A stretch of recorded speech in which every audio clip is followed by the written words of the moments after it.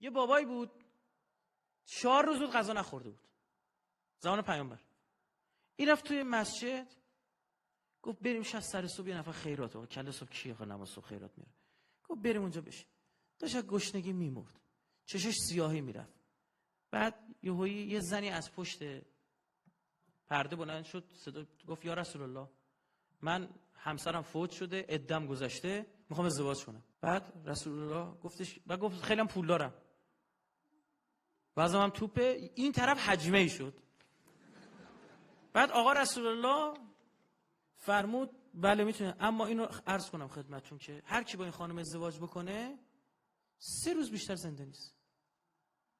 من دارم تو قضا و قدر ازدواج با این خانم میبینم، همه نشستن، این گشنه همیشه گیج بود، همیشه وایستاده بودن. بنده خدا گیج بود، گفت من که همین امروز احتمالاً میمیرم. خب 2 روز لااقل با شکم سیر بمیریم و یه ازدواجی هم ما کرده باشیم بد نیستش. گفت یا رسول الله، ما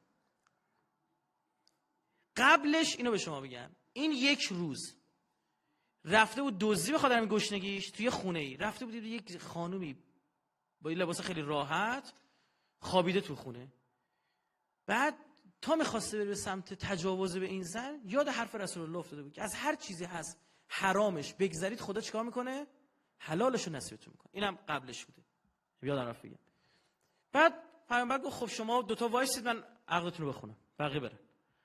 تا این برگشت زن رو نگاه کرد، این همون زن است که رفت تو خونش دزدی.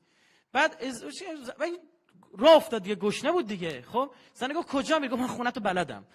خب گازشو گرفت و رفت و در رو دیوار پرید، رفت صاف سراغ یه حلوای گوشت این عربا دارن درست کرده بود. تا میخواد دستش بزنه، این زنم تعجب بود چجوری بلده همه اینا رو، مات مونده بود.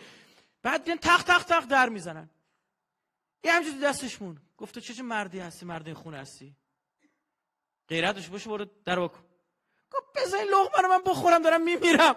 گفت برو در وا کن، آره نمیمیری. 5 دقیقه بعد اومد دید یه گشنه بدتر از خودش آویزون اونجا. چم نگاه کرد، بعد حال اینو درک کرد. گفت والا من اینجا این حلوا گوشتر نخورم، باز دوره یکی دیگه درست میکنه، یه خرما میخورم. اینو آورد همه‌شو داد به این، همه‌شو داد به اینو. بعد رفت غذا درست کردن و خوردن و یه ازدواج کردن و منتظر گور به گور شدنش بود. روز سوم شد نمرد و رفت پیش رسول. گفت من روز 4م شد چرا نمردم؟ آقا رسول الله فرمود تو صدقه دادی، خدا قضا رو برگردوند. ببین سر همین طرف یه صدقه میده، همون روز میخواد تصادف کنه به درک واصل شه. صدقه میده برمیگرده.